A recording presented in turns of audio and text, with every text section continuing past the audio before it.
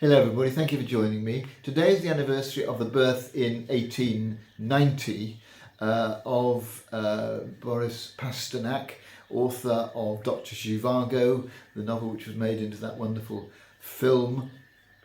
But he wasn't actually a novelist, he was much more of a poet. Dr.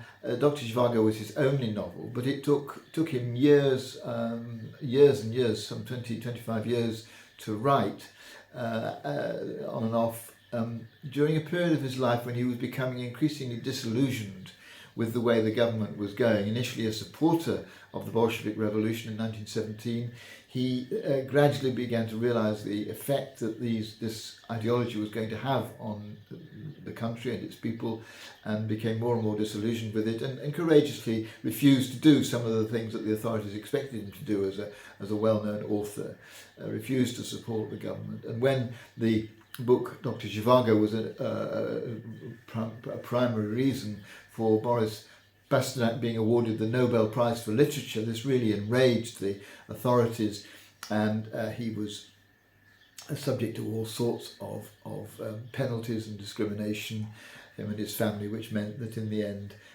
he died very, very poor and after a good deal of suffering 2 years after the publication. Today is also, interestingly, the anniversary of the death in 1837 of Alexander Pushkin, perhaps the father of modern Russian literature, another great Russian author. And he too spoke out, this time against the Tsarist rule in Russia.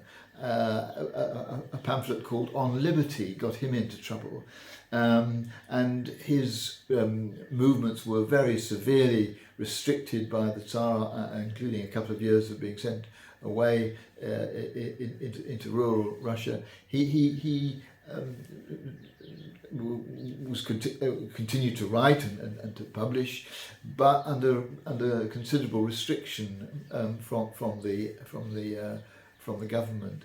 And today I think I want to celebrate people who in their writing speak out bravely and courageously against the things that they seem to be going wrong in society, particularly against totalitarianism.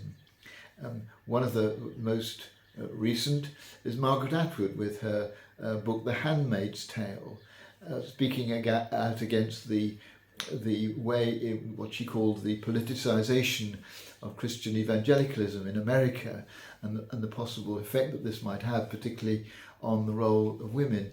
And she says, interestingly, that novels can have a real power, because she says the novel is as near as you can get neurologically to actually experiencing the event, because you have to provide your own background, your own context, your own idea of what things look like, what it sounds like, feels like, guided by the words. You are engaging with the plot of a novel in a way that's almost as real, as near as you can get to being real, as near to real life as possible, and so that it can be a really powerful medium for helping people to see things differently. And so today I want to celebrate people who are able to do that, whose writing helps us to understand what's going on in society, and to be critical of it, and to become aware of possible ways in which the developments that we see around us, if they are allowed to continue, where that might lead. I just want to celebrate those, particularly those who do it in countries where to do so risks various kinds of punishment, and perhaps even imprisonment and death, because in many totalitarian countries today that is exactly the penalty that would follow from people who try through their writing to enable ordinary citizens to see how things are going and to encourage them to act against them. And so today, just to celebrate that kind of bravery and that kind of courage.